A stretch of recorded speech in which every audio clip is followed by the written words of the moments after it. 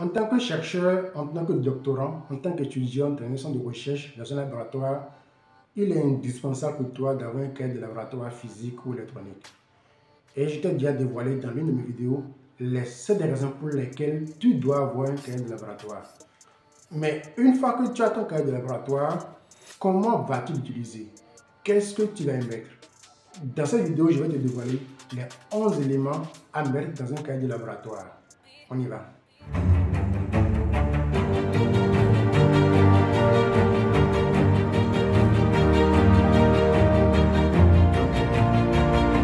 Salut à toi et bienvenue sur cette chaîne. Je suis Dr Emmanuel Produit-Motor. Je te parle ici de science, de doctorat et de bourse. Sur cette chaîne, je te dévoile tous les secrets du monde scientifique et du monde académique.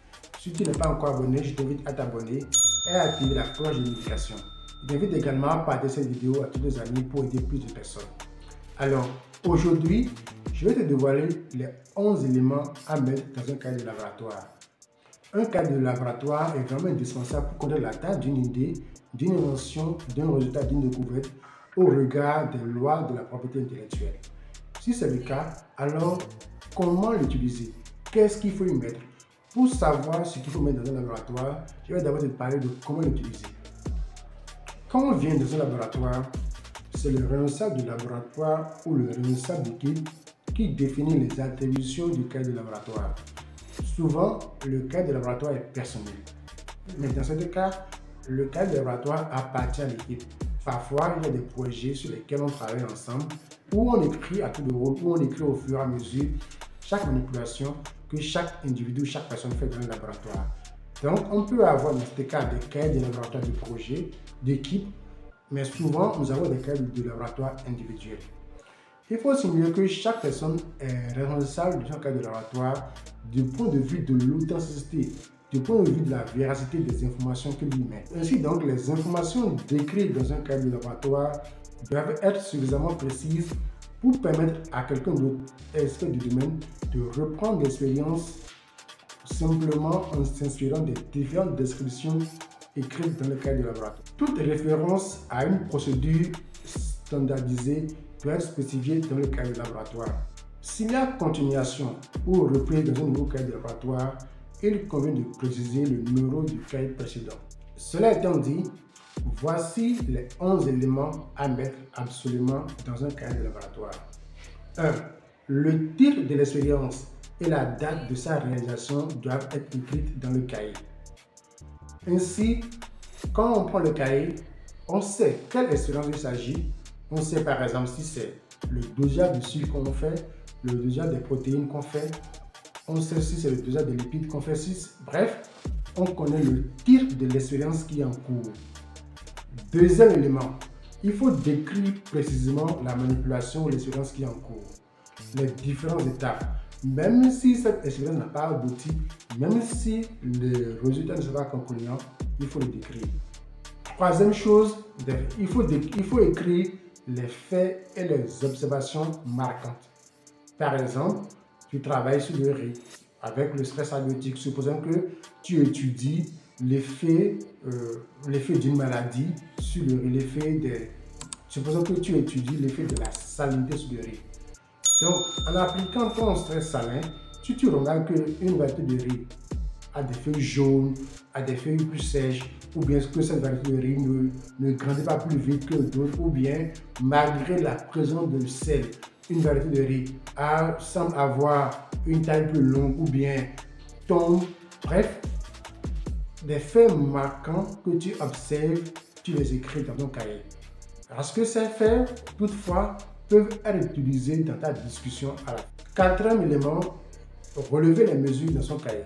Si tu mesures la hauteur des plantes, le poids du sucre, le poids de tes produits, il faut l'écrire dans le cahier. Cinquième élément, il arrive qu'on ait des fichiers électroniques. Et comme tu as un cahier de laboratoire physique, tu écris dans ton cahier que cette donnée physique, cette donnée électronique que tu as se trouve dans tel dossier à tel moment et faire référence à telle expérience. Sixième élément, il faut écrire dans le cahier toute nouvelle hypothèse en lien avec l'expérience en cours ou bien en lien avec une nouvelle expérience qu'on veut démarrer. Septième élément, il faut clairement spécifier les différents liens qu'il y a entre différentes expériences. Par exemple, si tu fais une expérience A et tu as répété la même expérience en B, tu fais une expérience en novembre et tu viens répéter la même expérience en décembre, tu dois préciser que l'expérience que tu as faite en novembre constitue la première expérience et l'expérience que tu fais en décembre constitue la deuxième expérience. Et l'expérience que tu feras une autre année ou une prochaine fois constitue la troisième répétition. Ainsi donc, tu établis les liens entre les différentes expériences. Huitième élément, il faut écrire les différents commentaires en lien avec les résultats obtenus. Si au cours de tes expériences, tu obtiens des résultats spécifiques, des résultats donnés, et que tu as des commentaires, écris ces commentaires dans ton cahier de laboratoire. Neuvième élément, il arrive des fois qu'on donne des critiques par rapport aux résultats que l'on a. Si tu apportes des critiques à tes résultats, si tu apportes de nouvelles idées, tu les écris également dans ton cahier de laboratoire. Numéro 10, tu dois écrire dans ton cahier de laboratoire le nom, la provenance, les références des différents produits que tu as utilisés au cours de ta manipulation. Onzième et dernier élément, tu dois également écrire dans ton cahier les différentes références des appareils que tu as.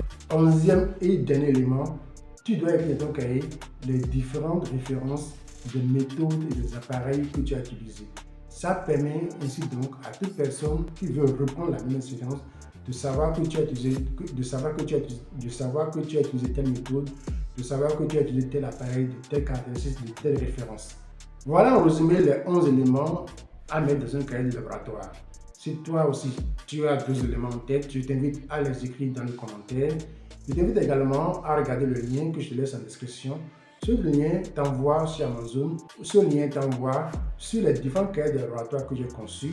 Ces cahiers de laboratoire, tu peux les retrouver aussi bien en anglais qu'en français. À partir de ces cahiers de laboratoire, tu peux suivre de manière chronologique tes expériences, tu peux faire du brainstorming, tu peux écrire tes idées, tu peux écrire tes hypothèses. Je t'invite également à t'abonner et à activer la cloche de notification. Au plaisir de te servir. À bientôt.